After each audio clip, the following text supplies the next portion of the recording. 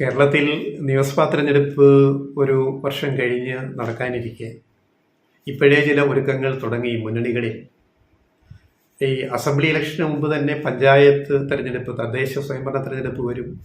അതിൽ ഒരു മേൽക്കൈ കിട്ടിയാൽ മാത്രമേ ഏത് മുന്നണിക്ക് അസംബ്ലി തെരഞ്ഞെടുപ്പിലും ആ മേൽക്കൈ തുടരാൻ പറ്റുമെന്നൊക്കെ കണ്ട് മനസ്സിലാക്കാൻ കഴിയും. അപ്പോൾ പഞ്ചായത്ത് തദ്ദേശ സ്വയംഭരണ തെരഞ്ഞെടുപ്പിൽ LDFന് ഒരു മേൽക്കൈ കിട്ടിയാൽ കഴിഞ്ഞ തവണത്തെ പോലെ തന്നെ 5 കൊല്ലം മുമ്പ് അത് അസംബ്ലി തെരഞ്ഞെടുപ്പിലും പ്രതിഫലിക്കാനുള്ള സാധ്യത തള്ളിക്കളയാനാവില്ല. അപ്പം അതുകൊണ്ട് തന്നെ വരുന്ന തദ്ദേശ തെരഞ്ഞെടുപ്പിൽ UDFന്, കോൺഗ്രസ് നയിക്കുന്ന UDFന് എന്തെങ്കിലും നേട്ടമുണ്ടാക്കാൻ കഴിയണം. അല്ലെങ്കിൽ LDF സർക്കാർ മൂന്നാമതും അധികാരത്തിൽ വരുമെന്ന് UDF ക്യാമ്പിൽ ആശങ്കയുണ്ട്. അത് കുറച്ച് നാളായിട്ടുണ്ട്. അപ്പോൾ UDFനെ അധികാരത്തിൽ കൊണ്ടുവരാനുള്ള ഒരു ശേഷി ഇപ്പോഴത്തെ പ്രതിപക്ഷ നേതാവിന് VD സതീഷിന് ഇല്ല. VD സതീഷിന് എല്ലാവരെയും ഒരുമിച്ച് കൊണ്ടുപോകാൻ കഴിയുന്നില്ല. പക്വത കാണിക്കുന്ന ഒരു നേതാവല്ല. പലരെയും നാക്കുകൊണ്ട് വെറുപ്പിക്കുന്നു, പലതും പറഞ്ഞ് വെറുപ്പിക്കുന്നു.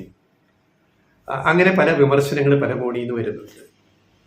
അത് മാത്രമല്ല, അങ്ങനെ വിമർശനങ്ങൾ വന്ന് കോൺഗ്രസിന്റെ പുനഃസംഘടന വിഷയങ്ങളായാലും സുധാകരനെ KPCC പ്രസിഡന്റ് സ്ഥാനത്ത് നിന്ന് മാറ്റാനൊരു ശ്രമം VD സതീശൻ നടത്തുന്നു. എന്നാൽ അതിന് കഴിയുന്നില്ല. VD സതീശൻ ഫലത്തിൽ കുറെ കൂടി ഒറ്റപ്പെട്ട അവസ്ഥയിലേക്ക് പോയി. പുനഃസംഘടനാ വിഷയത്തിൽ ഒരു മൂലയിലേക്ക് ഒതുക്കപ്പെട്ട അവസ്ഥയുണ്ട്. അപ്പോൾ മറ്റെല്ലാവരും ഒരുമിച്ചിട്ട് ഒരു റീഗ്രൂപ്പിംഗ് കോൺഗ്രസിൽ ഇപ്പോൾ സംഭവിക്കുന്നുണ്ട്. തനിക്ക് അർഹതപ്പെട്ട പ്രതിപക്ഷ നേതൃസ്ഥാനം തട്ടിയെടുത്ത് VD സതീശൻ തട്ടിയെടുത്തു എന്ന ഉള്ളിലുള്ള പരിഭവവും ദേഷ്യവും ഒക്കെ രമേശ് ചെന്നിത്തലയ്ക്കുമുണ്ട്. കാരണം കഴിഞ്ഞ അസംബ്ലി തെരഞ്ഞെടുപ്പ് കഴിഞ്ഞപ്പോൾ പ്രതിപക്ഷത്ത് UDF ആയെങ്കിലും കോൺഗ്രസിന്റെ നേതാവായിട്ട് ഭൂരിപക്ഷം പേര് MLA-മാരുടെ പിന്തുണയുണ്ടായിരുന്ന രമേശിനെ ഒഴിവാക്കിയിട്ട് ഒരു അന്തർനാടകത്തിലൂടെ അട്ടിമറിയിലൂടെ VD സതീശൻ പ്രതിപക്ഷ നേതാവായതും അതിന് പിന്നിൽ ഷാഫി പറമ്പിലിനെ പോലുള്ളവർ കളിച്ച കളികളും ഉമ്മൻചാണ്ടിയുടെ വിശ്വസ്തനായിരുന്ന ഷാഫി പറമ്പിൽ മറുകണ്ഠം ചാടി കളിച്ച കളികളും ഒക്കെ കോൺഗ്രസിൽ എല്ലാവർക്കും അറിയാം. അത് കഴിഞ്ഞ് പാലക്കാട് തെരഞ്ഞെടുപ്പിലും ഷാഫി പറമ്പിലിൻ്റെ ആ ഒരു ഇടപെടൽ കാര്യങ്ങളൊക്കെ അതിന് VD സതീശൻ്റെ പിന്തുണ കോൺഗ്രസിലുണ്ടായ ഒരു കോക്കസ് രാഷ്ട്രീയത്തിൻ്റെ ഭാഗമായിട്ട് അത് മാറി മാറി വന്ന് ഇപ്പോൾ VD സതീശൻ ഏതാണ്ട് ഒറ്റപ്പെട്ട ഒരവസ്ഥയിൽ വീണ്ടും റീഗ്രൂപ്പ് ചെയ്തിട്ട് ആൾക്കാർ രമേശ് ചെന്നിത്തലയുടെ പിന്നിൽ അണിനിരക്കുന്ന കോൺഗ്രസിലെ നേതാക്കൾ ഒരു കാഴ്ച ഇപ്പോൾ കാണാൻ കഴിയുന്നുണ്ട്. അതിനെ പിന്തുണച്ചുകൊണ്ട് സമുദായ നേതാക്കളും രംഗത്ത് വരുന്നു. അവരുടെ പ്രവൃത്തിയിലൂടെയും പ്രസ്താവനകളിലൂടെയും പ്രമുഖ രണ്ട് സമുദായ സംഘടനകളായ NSSന്റെയും SNDPയുടെയും നേതാക്കൾ അമരത്തിരിക്കുന്നവർ കഴിഞ്ഞ ദിവസങ്ങളിൽ പ്രകടിപ്പിച്ച കാര്യങ്ങൾ കോൺഗ്രസിൽ തങ്ങൾ പിന്തുണയ്ക്കുന്നത് രമേശ് ചെന്നിത്തലയാണ് എന്ന് സൂചിപ്പിക്കുന്ന വിധമാണ്. അവിടെ VD സതീഷിനെ അവർ ഒറ്റപ്പെടുത്തുന്നു എന്നത് നമ്മൾ കാണാതെ പോകരുത്. ഇപ്പോൾ മന്നം ജയന്തിക്ക് പെരുന്നയിൽ ജനുവരി 2 പ്രത്യേക അതിഥിയായിട്ട് വരുന്നത് ആരാണെന്ന് എല്ലാ വർഷവും കേരളീയ സമൂഹം ഉറ്റുനോക്കുന്ന ഒരു കാര്യമാണ്. മുമ്പ് ഡൽഹി നായരെന്ന് വിളിച്ച് ആക്ഷേപിച്ച ശശി തരൂരിനെ തന്നെ NSS നേതൃത്വം പിന്നീട് പെരുന്നയിലേക്ക് ക്ഷണിച്ചു വരുത്തി ആദരിച്ച കാര്യം നമുക്ക് സമീപ ഭാവിയിൽ നമുക്ക് അറിയാവുന്നതാണ്. അതേപോലെ ഇത്തവണ ഒരു സർപ്രൈസ് ചോയ്സ് ആയിട്ട് ഒരു ആള് വന്നിരിക്കുന്ന ആരാണ്? രമേശ് ചെന്നിത്തലയാണ്. ജനുവരി 2 മന്നം ജയന്തിയുടെ അവിടെ പ്രസംഗിക്കാൻ NSS നേതൃത്വം അല്ലെങ്കിൽ ജനറൽ സെക്രട്ടറി സുകുമാരൻ നായരെ ക്ഷണിച്ചിരിക്കുന്ന G. സുകുമാരൻ നായർ. അതൊരു നിലപാടിൻ്റെ വെളിപ്പെടുത്തലാണ്.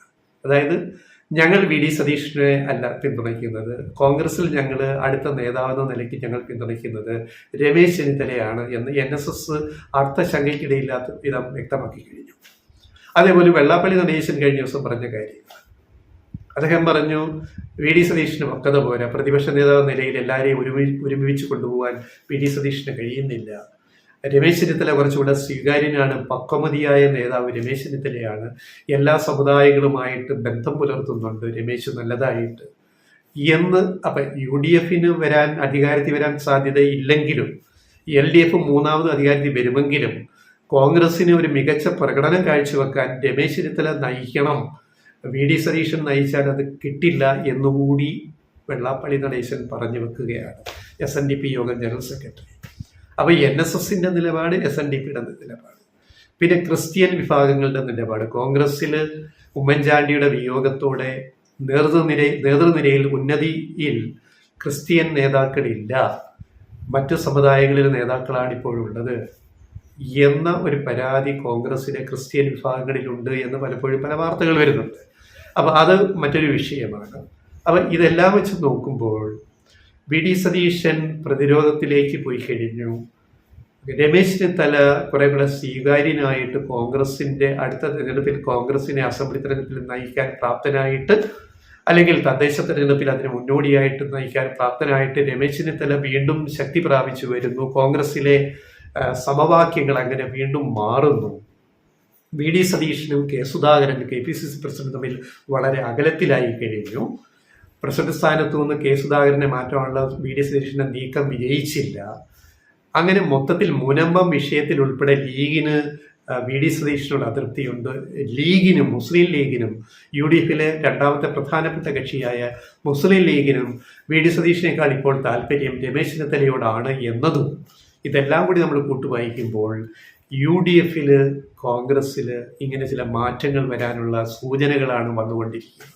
പിന്നെ ഈ ക്രിസ്ത്യൻ വിഭാഗത്തില് ഒരു ചെറിയ ശതമാനം വോട്ട് BJPയിലേക്ക് പോയി എന്ന് കഴിഞ്ഞ തിരഞ്ഞെടുപ്പുകൾ നോക്കിയാൽ മനസ്സിലാവും.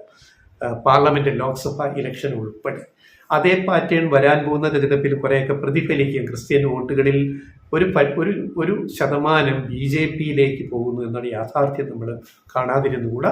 അതിൻ്റെ നഷ്ടം പ്രധാനമായിട്ടും UDFിനാണ് വരുന്നത്.